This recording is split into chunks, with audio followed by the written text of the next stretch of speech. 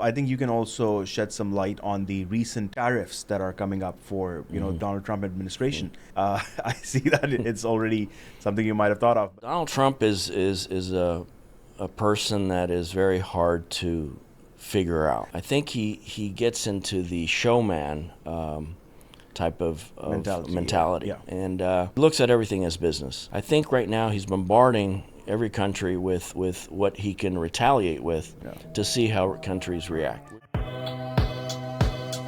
While the world's still asleep, we're already grinding. Walking foreign streets, big city lights so blinding. Learning and hustling in this relentless game. The Emerge Pod's next up, we're breaking the frame. Hi, and welcome to the Emerge podcast, where we break down emerging markets and give you actionable insights on how to start and grow your business in them. Today, we are once again in the beautiful city of Kuala Lumpur, and joining me in this studio is seasoned entrepreneur from all across the world, Francisco. Thank you so much for being here. Thanks for inviting me. It's a pleasure. Pleasure's all ours. In the brief conversation that we had a couple of days ago, you told me a lot about the things that you've done, countries you've visited. You recently came here from Indonesia. You're exploring Malaysia now. You worked in the US. You worked with a lot of government bodies all across the world. Yes. So for our viewers' benefit, can you give a bit of a summary of your career and what you do? Well, thank you again. Yes, I mean, I had the good fortune of growing up in several places as a kid, and also good fortune of having parents to send me to the U.S. When I was very young to learn English fluently. And subsequently, my folks were down in Venezuela, a country that was very prosperous at the time in the oil and gas sector, construction, you name it. One of the things that really helped me out was that. I mean, being able to learn English fluently and be engaged in the American society. And that in turn let me learn about American culture, about American business, and so on and so forth. So anyway, I've done business in the U.S., Venezuela, Asia, Europe. Most of the businesses that I've done have been primarily in the maintenance, facilities sector, and oil and gas and energy. Interesting. So, yeah. Okay.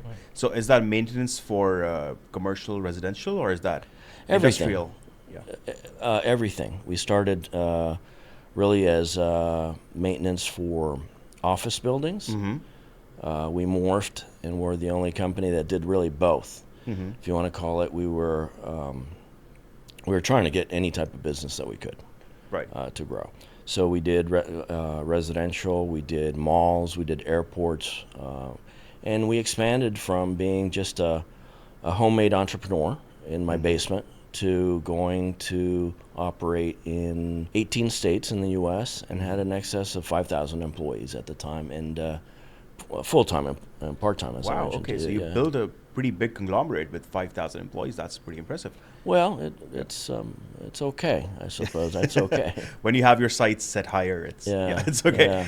So at what point did you start working with Washington? Well, since I was based right outside of Washington, I should step back. Yeah. While I was in the university, I worked in politics because I was studying political science. My father was a businessman, but I didn't think I was going to go in business. I didn't want to work for my dad. You know, Of course. That was not in my mind. So I said, I want to study politics and so on, international relations. And things got bad in Venezuela. My dad said, come back, work for me. I said, no, I'm going to stay in the U.S. Mm-hmm. And I joined a presidential campaign, and that was George Bush the first, Oh. when okay. he was vice president to President Reagan. And he won. And as a resident, I couldn't work in executive, so I went to work in Congress. And that's what really led me to get into the politics. While in politics, they say, you don't make peanuts in politics. Yep. So I started a business. Okay. And then that business naturally transitioned into serving, politicians as well. Yes. So did they eventually become your clients from the business side? Yeah. Well, yes. There's an amalgamation, if you want to call it, where in Washington everything is intertwined. Okay, so we started doing government work. Of course, you have access to politics. Politicians give you access to people in government, and that's just a natural flow of business in the capital city. I mean, so we started doing contracts with a program that's called 8A in the United States, and it's to help minorities, Hispanics, and so on and so forth, develop their businesses as well. It was a very controversial program. I got in at the tail end of it, so, but it was good for business. Interesting. So, okay, let's take that story forward from there. That you were working in Washington, you had your company with maintenance work primarily, but now you're primarily in procurement. Is that correct? Well, today what's happened is once I sold those businesses, we expanded into several sectors, including energy in Indonesia and Venezuela and so on and so forth. And when we sold those businesses, we bought and sold them, we morphed into a different type of business. That's where procurement would be correct today. And that's how you came to Indonesia through your contracts for oil and gas. Correct. And how long have you been in Indonesia? Indonesia, quite a bit, on and off. I've seen Indonesia change a lot, but for 97 was the first time I came to Indonesia. Okay. Suharto was still president, and it was a very different country. So I think you can give a very unique perspective on this, because I've recently met a lot of people coming from Indonesia and saying that, while there are some really good things about Indonesia, there are a couple of bad things as well, especially around the political system. Yeah. So as an outsider who's lived in Indonesia for so long, who's worked with governments, what are your thoughts on what Indonesia is good at and what it's bad at? Well, that's quite an interesting question. I think we're going to have to cut it into a little bit of parts. Indonesia is a very complex place because of, for one, it's this huge archipelago. Logistics in it are just very difficult. And to run a country in so many islands and so many people, you got to consider it's the fourth largest population in the world, for one. And most people don't even know that. It's a very big economy. They should be growing, I think, a little bit faster the way they are.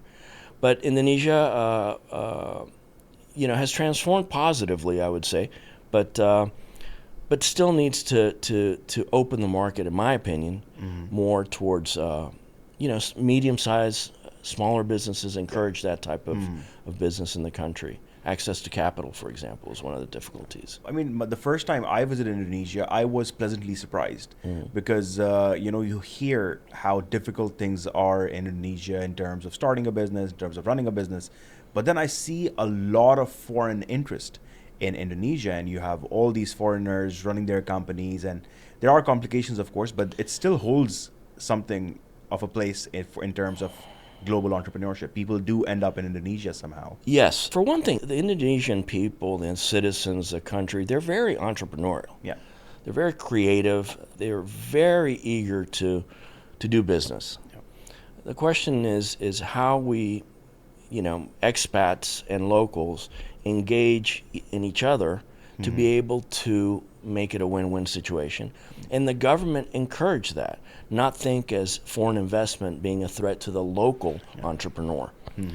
That's one of the issues that when you ask me the first question, what are the difficulties? I think that there's a preconceived idea that foreigners are going to take jobs away from locals. I see. And the way that we should be viewing it is that foreigners and locals can create new ideas and different ways of looking at business to learn from each other, from a local market, external. But I'd say that a lot of countries follow that same idea. I mean, you look at the UAE, while they open the borders for foreigners to come in, set up everything, they always keep their people at the forefront, and they protect the liberties, the rights, and everything of their people.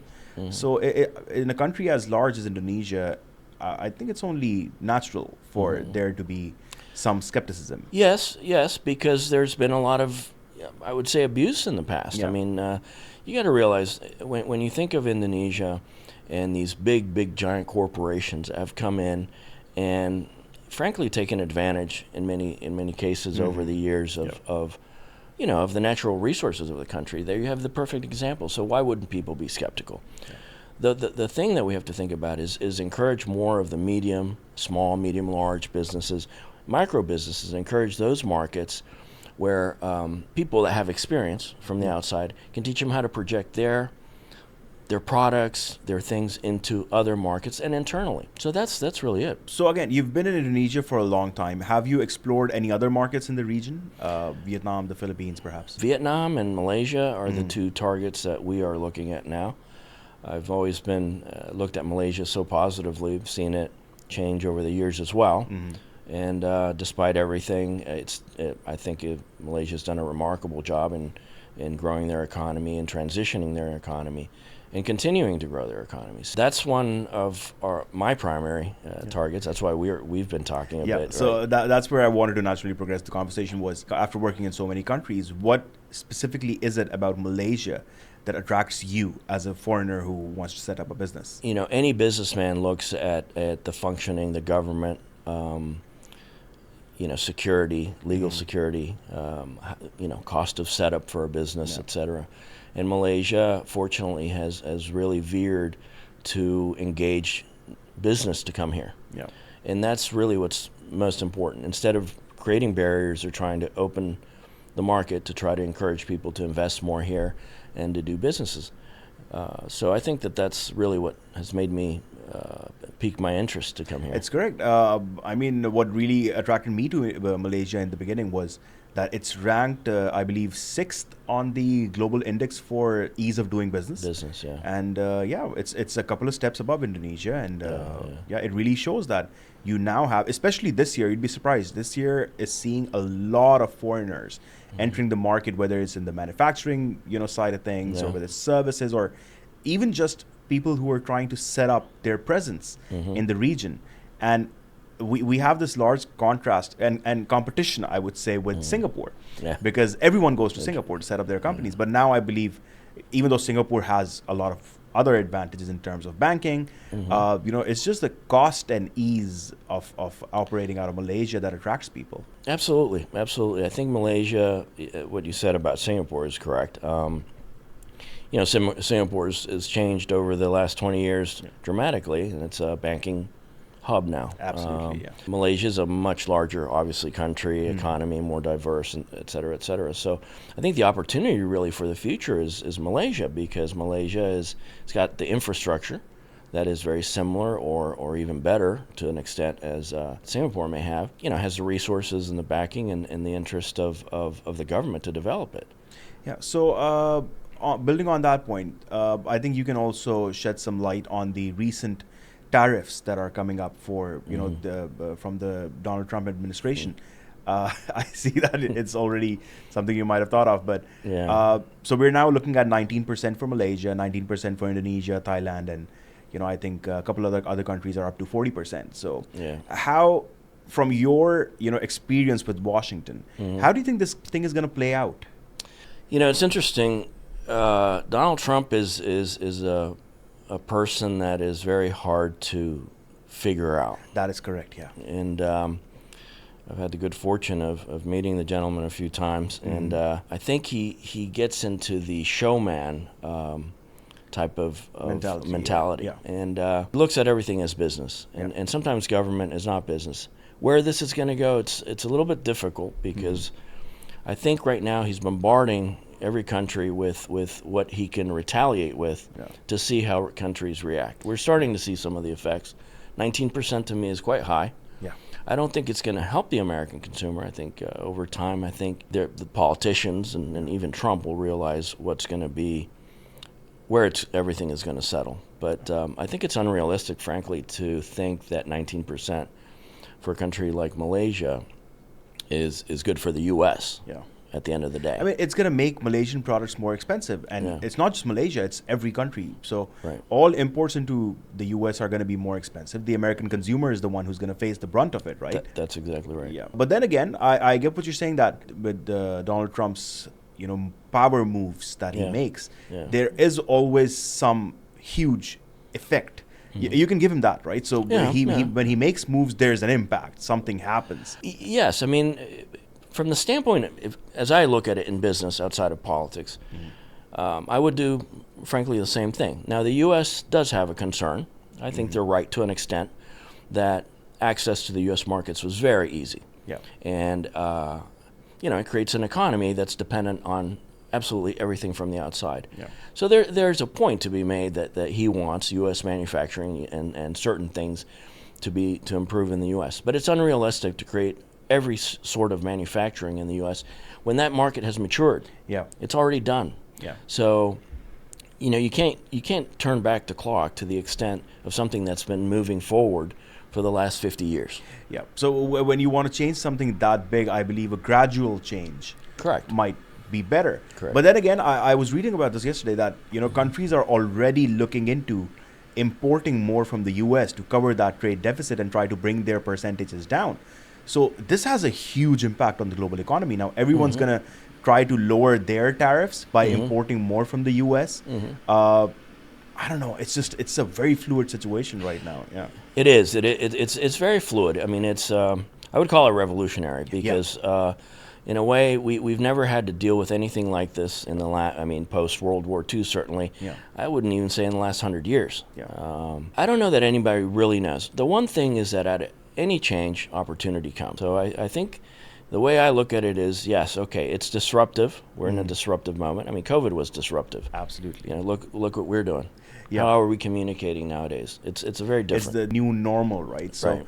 I guess from what I can see is that the new normal is going to be that a lot of countries either start finding trade routes elsewhere. Yeah. That is an entire possibility that they don't depend on the US as much. And that's good. Yeah. And it leads to innovation. Correct. Right? So you find new markets to enter. Like I have a client who was looking at setting up in one of the countries in the region, and they were actually holding off until the announcement was made. So this has now become a factor in decision making. Yes, It's yes. like COVID, right? When Right. COVID happened, you now have to keep that in mind. Yeah. So Yeah. things have definitely changed for global businesses. It's really remarkable. I mean, again, it's uncomfortable to be where we are today without knowing the uncertainty. The market's going up and down every day. I mean, you look Monday, Tuesday. Yeah. But at the end of the day, sometimes this type of disruption creates a different paradigm in how business is viewed and creates new ideas. And as you say, I mean, it's going to create new opportunities into markets that before didn't exist. That's right? true. Yeah. So Okay, so let's move forward and talk a little more about your life in these countries, right? So you've lived in Indonesia, you're in Malaysia for a while now, you've lived in Venezuela and the US. Do you think that, you can see yourself living in Malaysia long term, and how does that compare to living anywhere else? Well, look, I see the future in Asia, and I see the future in Southeast Asia. And why? I mean, look at what two countries, as an example, that are neighbors, Singapore and Malaysia, have done in the last 35, 40 years. It's remarkable. Yeah. I mean, so do I see myself living in Malaysia? Absolutely. When a country is trending in the right direction and keeps on pushing in that direction, and you have a multi-ethnic, multi-religious society that lives in harmony, it's an example for the rest of the world, especially with what we deal every day in the Middle East, what we deal today in the immigration in the U.S. as well. So in a way, Malaysia can be an example to the rest of the world in business and how people live together, development, and new ideas. It's a country that's got, I'd say, 30 million people approximately. So it's a beautiful target to be in. I would love to be here. I love Indonesia, don't get me wrong. Probably will keep my home there and keep on going back and forth. But I think for business at this time, for people such as myself, an expat, and with the experience I have, probably could do more here than I could in Indonesia as a consultant, as a business person giving advice. Interesting. But what I really wanted to hammer on was that at this point in your life, you don't see yourself going back to the U.S. full time. Absolutely not. Yeah. So the U.S., look, I'm very thankful to the U.S. and the years that I spent in the U.S. It's a great country, great people. I'm very appreciative. The U.S. has changed a lot. The U.S. Has made business harder, much harder. People think that taxes are lower because the tax system seems lower, but the U.S. has federal tax, state tax, local tax, city tax. In places like the state of Maryland, you have a water tax, a rain tax. If it rains too much, rain tax, wow. and it goes into the Chesapeake Bay, you pay an extra $800 or whatever it may be. And so it's arbitrary. Yeah. So when you see this type of regression, it's more difficult. But then again, would you say that there's a lot more money to be made in the U.S. as well? That's a very, I think, a little bit of a complex question. If you're a person that wants to go to the U.S. with a new idea and there's technology and you want to project into a market where that's enormous, of course, the U.S. You need to be able to get into the U.S. market because it's just such a big market. If you're a small entrepreneur, I think today you can still do business in the U.S. There's no doubt. Mm-hmm. If you want to go to the U.S., I sometimes think, heck, let's leave everything behind. I'll do a noodle shop. Yeah. You know, and probably make more money than some of the big ideas that you have. That's true. Yeah. So the answer is yes, but that doesn't disqualify the rest of the world from being a good market as well. And emerging markets are also places where there's a lot more margin to make in businesses. So there's opportunity everywhere. It just depends what you want to do. So from what I'm getting is that while the U.S. is great, and for businesses that are operating there, they're making good money. Their margins are thinner because there's so many taxes, and there's the cost of operating is so much higher. Yep. But so these businesses should now be looking at Southeast Asia a lot more carefully for their expansions or whatever. So that's what I want to hammer on, because I've recently seen a lot of, European clients coming to Southeast Asia. But for some reason, the U.S. clients do come to Malaysia, they do come to Southeast Asia, but not in the droves that I'm seeing from other countries. So what's holding the U.S. citizens back from exploring Southeast Asia? Some kind of fear, perhaps? I wouldn't call it fear, but I think you have to consider, turn on the TV in the U.S., okay, and look at the news. Here in Malaysia, when we turn on the news, we have Al Jazeera, we have the BBC, we have French TV, we have everything. That doesn't happen in the U.S. The U.S. is very insulated. It's a very insulated society. So, while there's great education, there's great opportunities, great universities, it's a very insulated society. So, in a way, if you look at it as this in old times, this big empire, like Rome was an empire, or any Spain or France, they're very insulated to who they are and where they are, as opposed to Europe is much more international. Yeah. So I think it's going to take some time for Americans to outside of the bigger corporations that have access to these markets, for smaller people to take the risk to come over here. I've had difficulty with that as well. I have projects that I want to do in real estate in Indonesia, and people are like, Indonesia? Is that Bali?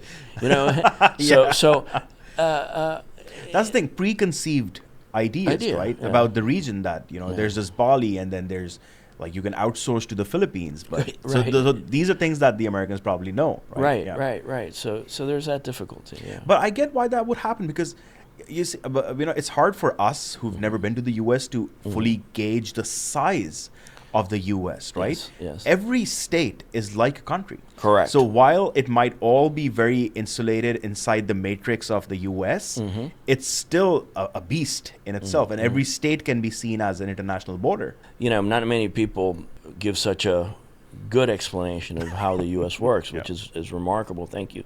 The U.S. is exactly that. It's a federal system with 50 states, 50 governments, 50 legislatures, 50 local House of Representatives and local Senate and governor who have a lot of power. Texas alone, and take California or Texas, I think Texas is in the top 10 economies in the world. That's one state. Yeah. That's one state. So when you look at being one of the top 10 economies in the world, one state, yes, it's a behemoth. It's a behemoth that works independently state by state. Like I said, you could be in Maryland, and they have different laws and business laws than they do in Virginia, which is right across the river. Okay, so that in itself creates opportunity, because the states that become more open in the South right now, they call them the red states, are more pro-business as opposed to the blue states. That's why the blue states are having trouble with their economies. It doesn't make them right or wrong. It's just two different philosophies of doing things. Of course. And the first time, the reason why I was able to understand this was a long time ago, I was working with a couple of U.S. clients, and they would say that we are very proudly regional. And I'd say that, you can advertise yourself outside your region, outside your country, and to these regions, and you can make more money. They're like, no, we're just very proudly regional. Yes. And I found that, so surprising, because in everywhere else in the world, when I've worked with clients and I give them the opportunity that, okay, you're in this country, you can work with that country, their eyes open up and they're excited by that. Not people in the U.S. They're happy being regional because their region is so big. That's right. That's right. Well, you can live in the U.S., never leave, and I mean, you haven't seen but 5% or 3% of the country. What you're saying is true. Look, you go to Texas, you go anywhere in the U.S., the first thing that they're going to tell you is, where are you from? Well, I'm from Texas. Yeah. I'm an Okie. I'm from Oklahoma, or I'm from Massachusetts, or whatever it may be. They identify as their state, where they're originally from, right? Of course, outside of the U.S., they'll say I'm an American, but there is that. I mean, Texans are Texans, and there are other regions like Florida that's very, very, there's a lot of movement from the north to the south, and people retiring, so that's a little bit different. But yes, what you're saying is absolutely true. Okay, so now back to the thing about the people from the U.S. like yourself. I'm probably going to focus on your story of it as well. So when you were in oil and gas and the first opportunity for you to come to Indonesia came about, what were your thoughts at that time? Was it just that, your idea of Indonesia being Bali, or were you like looking to explore it? Well, yeah, look, the first time I came to Asia, I fell in love with Asia to begin with. I mean, I came to, stopped in Singapore, I stopped in KL. I mean, this was a long time ago, as I told you, Thailand, and then Bali, of course. And I really liked the culture. And I said, wow, what a fascinating part of the world. So when things went, Venezuela started having some political issues, we decided to move our company out. And we looked in many places, and frankly, Indonesia reminded me of Venezuela. Oh, interesting. Yeah, okay. It reminded me, it's a tropical country, a lot of same fruits and so on and so forth. And then I talked to some people, and I said, well, there's opportunity here. Yeah. And I talked, and I got to say, I had a good experience, because I 6 months after I landed my equipment in Indonesia, after setup, which was at that time much more complicated than today. Thank God today is much easier. But we were working. So as much as people can say it's a closed market, well, no. I mean, I was able to do it in a much harder time, than we did today in today's market. So that's how we ended up here. Interesting. And you said you have a home in Indonesia. Is that in Jakarta or Bali? Bali. Right. Yeah. On this podcast, I've met a lot of entrepreneurs from Bali. We recently had a gentleman who was, running a coffee business out of Bali. He was in manufacturing. He's now setting up in Malaysia as well. What's it like running a business in Bali? Because a lot of people just see the tourist aspect of it. You're right. Everybody sees Bali just as a tourism place, but Bali is a thriving economy. I mean, it's booming. I'd say Jakarta's booming. I mean, the big cities are booming, but Bali is very unique because it's almost this microcosm that's in a bubble in it of itself. The real estate market is booming. A lot of expats are moving outside of Europe for whatever reasons, taxes, cost of living. Oddly enough, a lot of Americans are starting to come to Bali, which is interesting. And there's a lot of the opportunity really is in hospitality and in the real estate development sector, and that's just absolutely crazy booming. Yeah. And I had a guest on the podcast who runs a restaurant in Bali, and really interesting conversation I had with him. He said that because of the logistical problem of acquiring produce on time in Bali, for restaurants it's very difficult. They actually backward integrated to running their own farm. And then they're like farm to table. So, and then I had another person from Bali on the podcast, and he said that, farming is actually really taking off in Bali, and especially in, the other regions, the outside regions. Yeah. Well, yes, you nailed it on that. There's several restaurants, and actually one of the very good entrepreneurs there happens to be from Spain, from my cultural background, and he did the same. He did the Plaga farms up in an area of Bali that's nice and cool, and they're doing correct, the farm to table. And not only that, I mean, they've expanded and become so large that they supply the Grand Lucky, the supermarkets where a lot of the expats go. And I mean, locals go there as well, but it's great produce. I mean, when I got to Bali, you couldn't get a good tomato. Yeah. You know, and now you have these wonderful, wonderful fruits and vegetables. But look, who could have imagined that, a foreigner comes to Bali to be a farmer? It's yeah. And cheese, cheese is very expensive in Indonesia because of the imports and obviously bringing it in. Nowadays, we have, at least near where I live, there's two places, European guys that got together with a local businessman and are making cheeses that are wonderful, wonderful. And they're made in Bali. Some of them are made in Java. And, but the point being is that it's an internal market and small, medium businesses with ideas that are farming. And you would have never thought, because everybody thinks about mining and manufacturing and so on and so forth. Not a lot of people talk about that, so that's great that you bring it up. And having a lot of guests on the podcast, it gives me a very, interesting insight into what these people are doing and what the opportunities are in each market. And that's why even the conversation I'm having with you is it's primarily because our audience is all foreign entrepreneurs who are looking to expand in these markets. So what we try to do on the podcast is we try to identify what are the hidden gems in any of these markets. And I was surprised by farming, honestly. Yeah, and they're doing very well. Look, I'll give you two examples. When COVID hit, a couple of French gentlemen started bakery shop, okay, and together in their the French community. Well, in 5 years they've developed. Now they have 5 shops. Wow. And one of the fellows has they make hams and pâtés and so on and so forth, locally made. They make it there in Bali, and it's fantastic. I mean, you could, arguably it's maybe not from France, but the tastes are wonderful. It's they taught local people how to do this, and it's just remarkable. You see how these markets, I found, they're generally receptive of foreign products. And so the last guest we had was actually he runs a furniture business in Malaysia, one of the largest, and they serve the royal family and stuff. So Wow. And they import like Italian furniture into Malaysia. And what I asked him was that how receptive is the market of this? And he told me that they do pretty well because people like foreigners coming in, bringing their products and stuff. It's that kind of things that make this region so welcoming for foreigners. That while yes, you mentioned that Indonesia in some way might see that foreigners are a threat to jobs, but at the same time, you're giving the examples yourself that Bali has now got foreigners running these products that the locals enjoy. In that sense, yes, Indonesia is very receptive to new tastes, new anything. You have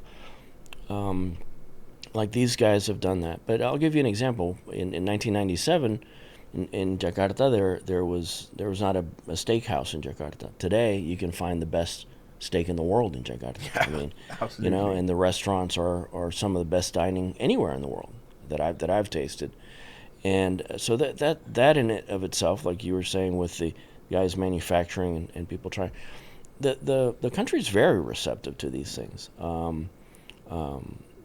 Locally grown beef, for example, has changed a lot. You can find wonderful beef. Before, you can get Australian beef, American beef, and that was very expensive. Still is a little bit cheaper now from Australia because of the agreements. But the local beef is wonderful. I mean, they're the farming, again, going back to farming and changing, something that you couldn't find 20 years ago. Interesting. And on that topic of finding things, let's bring it back to your current business of procurement.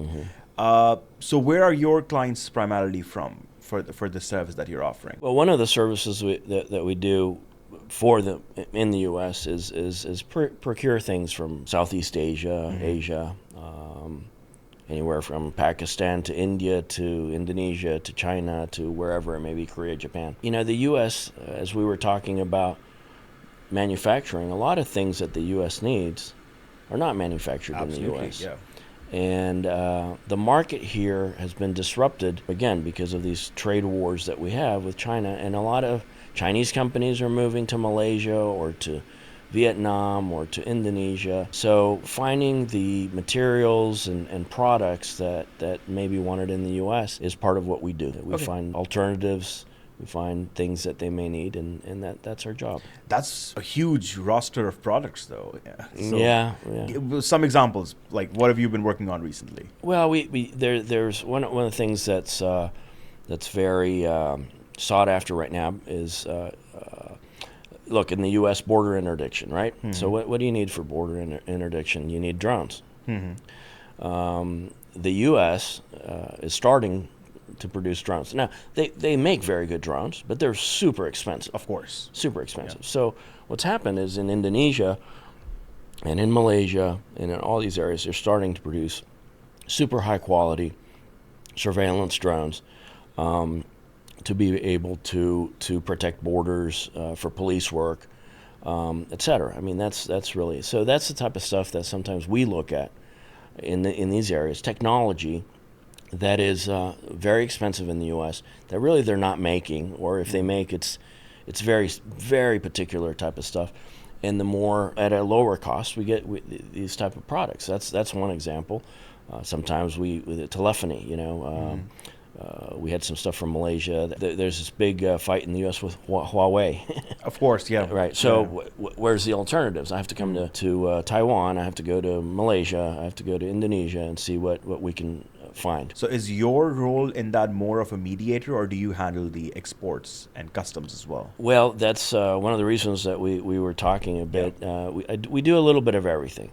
But one of the great things about your business is how you can connect, us and others with how to seamlessly tie everything together. I'm more of the guy who finds it, kind of gets it to the port, and from the port, I need to do the logistics. So interconnecting businesses is really important in this job. Yeah, I mean, even though imports, exports in this region are not as complicated, there are a few nuances that I'm sure you've run into as well. Yeah. We recently heard of cases where the Malaysian customs asked a company to put on stickers on all of their products, and I don't know who was telling us this about a couple of days ago, right? About the stickers thing, and they had like 10,000 products, and they were held by customs, and they had to put stickers on every single one. And then when they got it out of customs, they had to take every single sticker off because the client has to get it. Yeah. So there are definitely nuances, but I like that. EmerHub, of course, helps us, our clients do that, and connect the ends, so to speak. Well, that's a big help for people like me to be able to engage and have a partnership with people such as EmerHub and yourself. I mean, it's really a great help, because those connections make your life much, much easier. And really, as a businessman, that's what you look for, right? Absolutely. That's what we're doing here. Now, I'd like to, move this conversation towards sort of a conclusion, right? Yeah. Because I feel like we can talk about politics for the next hour or two. Well, we should do a lot of stuff. I mean, I don't want to get myself in trouble.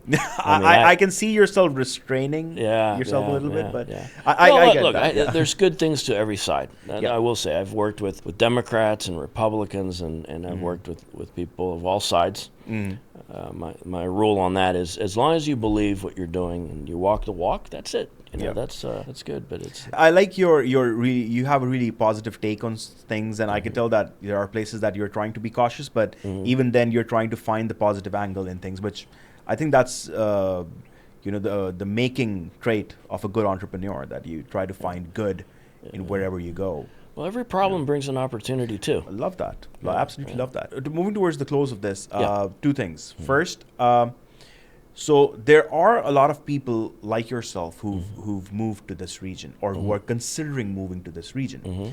Let's say you go back to 1995 or 97, right? 97. Yeah. And what would you have told yourself at that point, before you entered this region, that you now wish you could have said? That's a great question. When you're much younger and you have less experience, you tend to run into things like a bull. Yeah, a charging bull, absolutely. And I was the type of young man that didn't believe in failure. I knew that I could fail. I knew that you can have obstacles, but I felt like I had to get back up. What I would do differently, and I would recommend people, is really take a little bit of time to study the market and really what you want to do. Because just having an idea in a business and being gung-ho, if you're push hard enough and you're persistent enough, you more likely than not will make it. But you want to make your life easier. You want to spend less money. And today you have the resources such as EmerHub, to be able to engage people to help you make your life easier. And really that's the biggest point that today I would do. Try to seek out the good help, the good consultants, the good people that are legitimate and honest, such as yourself, that can help your business engage into a market, and you save a lot of time, effort, and money. I like that, because in a lot of these countries, if you're just entering blindly with no consultants, in some cases you actually can't do anything.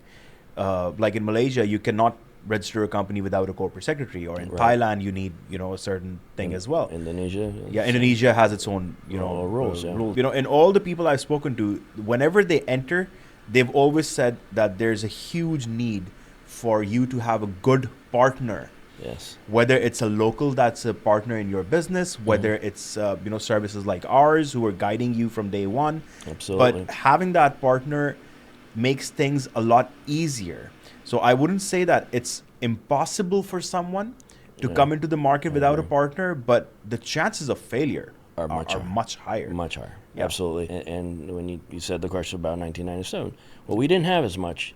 In 97, you had the big three accounting firms, and the world has changed, thank God, that we have services like this, because you have the options to work and really focus on businesses that aren't necessarily the largest ones in the world, and they can be small or medium small, or consultants, or whatever they may be. So yeah, I appreciate. I'm glad that I met you, and it's really I look forward to working with you guys. Yeah, no, the pleasure's all ours, and I know that you're looking to set up in Malaysia, and we'd be happy to help you there. Yeah. And even back in Indonesia, I'll be introducing you to someone there, and they can help you out there. Yeah. But again, Francisco, this has been extremely insightful. I haven't had a purely US based guest on my podcast before, but your insights have been very valuable. I love the fact that you broke out of the US, what I'd call breaking out of the matrix, but and you came to this region, and I hope that more people follow in your your idea of doing that. And we're gonna be here when they do to support them, just like hopefully we'll be supporting you. Absolutely. I'm glad we all want that to happen. I think it'll be better for the United States to have entrepreneurs and have cross-business, cross-cultural relations in that way. And like I said, I'm fortunate to have been able to do this. And anyone that is from anywhere, I would love to help. I love entrepreneurs. Yeah, and that's actually was going to be my last question. If someone, because you have this huge experience of working everywhere in the world, if someone wants to get in touch with you, how do they do that? Are you on LinkedIn, or do you have an email address? Yes, I mean I'm on LinkedIn. I'm working on that. I've never been in business and focused on business, but now I think one of the the shifts I want to make is help other people grow their business, and I'm working on creating a website and developing a better LinkedIn network. And old guys like me sometimes have to relearn technology, and that's why we rely again on guys like you and you, of course, that know the market. So I'm counting on you guys to help me with that as well. So well, it starts right here. This is your first digital exposure into that world, and let's hope you make some great connections out of this podcast. And when your website's up or when your LinkedIn's better, we can publicize that as well. It's gonna be great. Yeah, I mean we have email and the traditional stuff, but hopefully in the next couple of weeks we'll get up and running with some other stuff, and I look forward to seeing you when you come to Bali. Of course, please come, and we'll try to engage you with other people. If you're ever in the U.S. and I'm there, I certainly want to introduce you to people. Or even if I'm not there, I'd love for you to meet entrepreneurs over there, and all over the world. No, I really appreciate that, and I'll definitely take you up on the Bali thing, because we visit every now and then. But from us at Emirate Malaysia, I'd say welcome to Malaysia, and I hope you have a great stay over the next couple of days, and when you set up your company, and we'll be here to support you on that. So absolutely. Thank you so much for coming. It's been a pleasure. It really has been a pleasure to talk to you, and thanks a million. The pleasure's all ours. Okay. We already grinding. The Emerge Pod's next